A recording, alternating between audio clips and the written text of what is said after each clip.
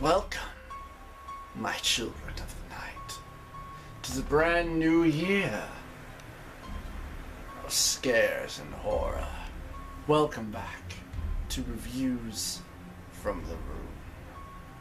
I am your host, as always, Dementor. And joining me as usual is my faithful assistant,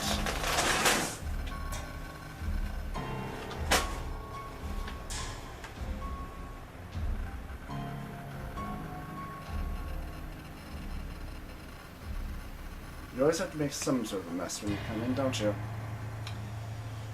Bobby. So, for tonight's review, we shall be looking at something quite special. Could you stop doing that? It's very annoying. We shall be taking a look at Stephen King and George Romero's CreepShow. Debuting in 1982 from Warner Brothers comes the horror duos of George Romero and Stephen King's CreepShow. Directed by Romero and his very first movie screenplay by Stephen King. This horror anthology is an homage to the comic books of the 1950s of the same genre. Much like the comic books, which CreepShow was very much inspired by, there are a lot of comic moments seen in the film, not just from the animated segments themselves, which are brief, but you have these little overlays that you see every once in a while, and transitions. The movie begins with our wraparound story, a troubled boy and his daddy who just doesn't understand. Dan, you didn't have to Hit him? Not only do I find out he's reading this crap, he's a goddamn little snoop as No, well. it wasn't like that! Next time, young man, I find you with a worthless piece of shit like this again, you won't sit down for a week, buddy boy. And eventually, our hero, known only as the Creep, shows up to start off the movie and begin the story segments. The animation that they use looks great, especially on the Creep. The animated segments are very brief, only in the beginning and for the transitions from segment to segment, and then briefly again at the ending. We begin with our first story, Father's Day. It's all about a dear, sweet daughter who brutally murdered her elderly rich father after he had her lover killed, and, well, he was just an old insane jerk anyway. And rich, too, so now she and the rest of her nieces and her sister are very rich, too. She pays her respects, as it is, at his grave. This scene kind of feels like it's improvised by the actress, but it's quite good, actually. I had it in me. I'm your daughter, right, you bootlegger, killer, murderer! Ungrateful bastard. When suddenly...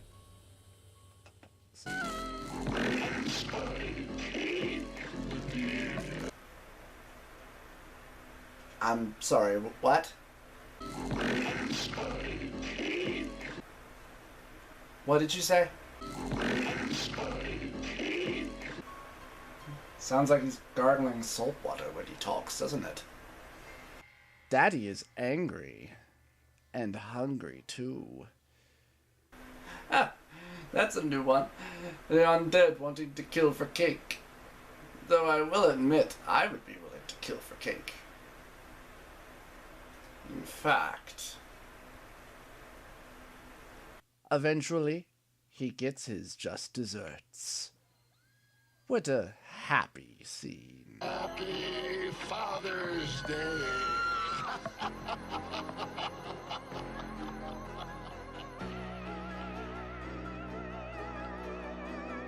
In our next segment, we have The Lonesome Death of Jordy Verrill.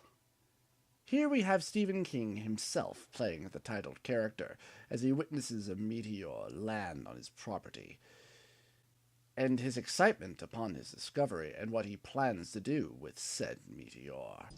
Pay off that bank loan. That's the ticket.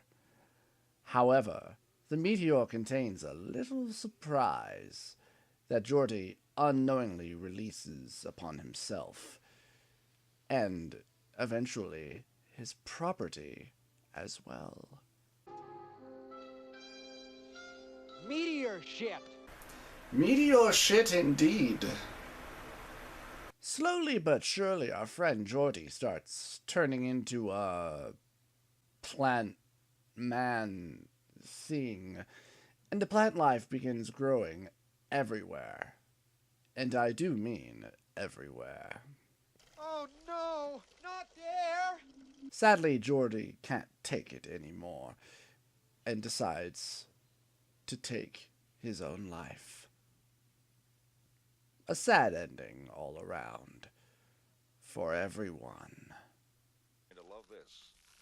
The current 30-day forecast released by the U.S. Meteorological Station at Portland calls for moderating temperatures and lots of rain.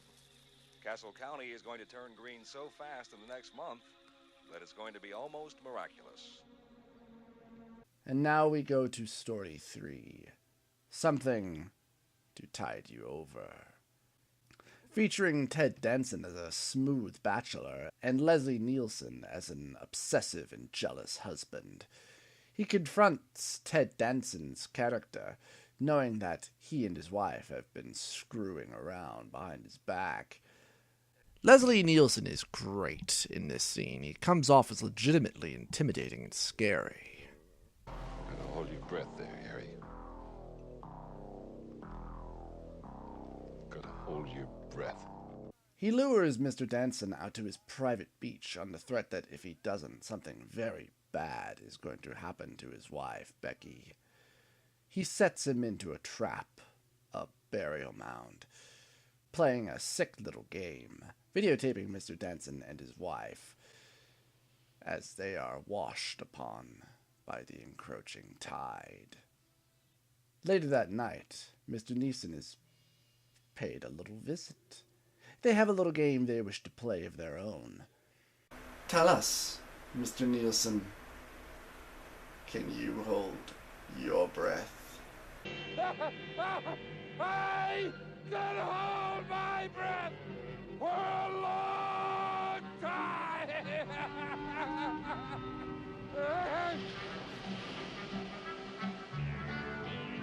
We follow up with our next segment, The Crate. Not really a favorite of mine, to be honest.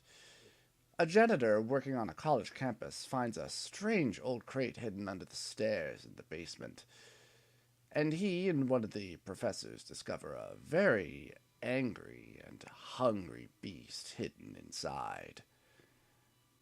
After seeking aid and someone else to believe him, after losing both the janitor and one of the students to the beast, his friend, who he seeks out for aid, sees the opportunity of a lifetime. He feeds his abusive and alcoholic wife to the monster, and then dumps the evidence into the local quarry.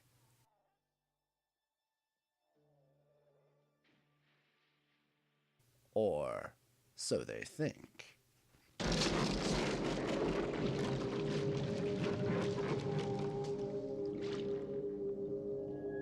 Finally, we come to our last segment, entitled, They're Creeping Up on You. A germaphobe OCD corporate owner and all-around asshat, Mr. Upson Pratt.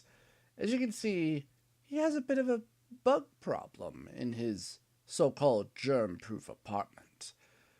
While talking to one of his employees about his takeover of another company, he finds out that the former owner killed himself. Wonderful. Now we won't have to offer the old fart a seat on the board of directors. This man is an absolutely terrible human being. I hope something horribly ironic happens to him. Soon his apartment is overrun with cockroaches, and there's a massive power outage everywhere. He can't escape, and no one is coming to help him. And cockroaches are everywhere, even in his bed. I hope you die. And finally, the bastard suffers a fatal heart attack. And so much more.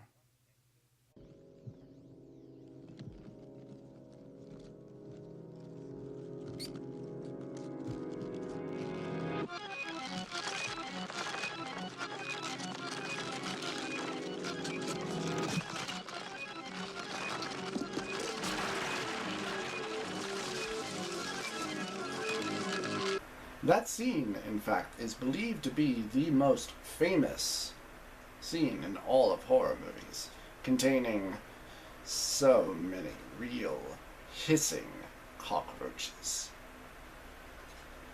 Well, what's the matter, Bobby? You don't like bugs? And so, that is CreepShow. But wait! What about Billy? We didn't resolve his little story. Well, you'll be happy to know that is quickly being remedied.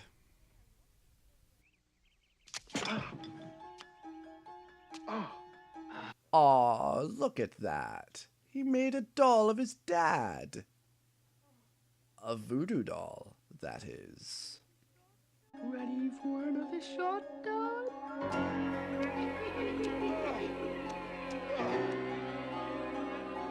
And there you have CreepShow, a classic little horror anthology film.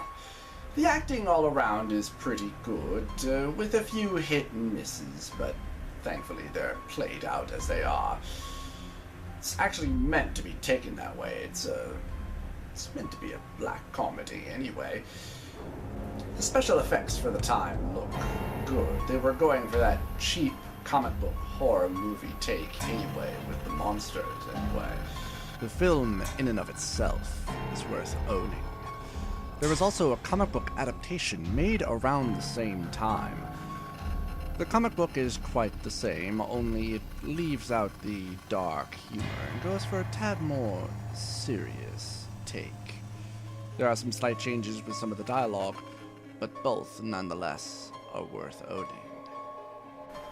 As for the sequel, that is, well, we'll get to that one at a later date. Till then, good night and sleep tight.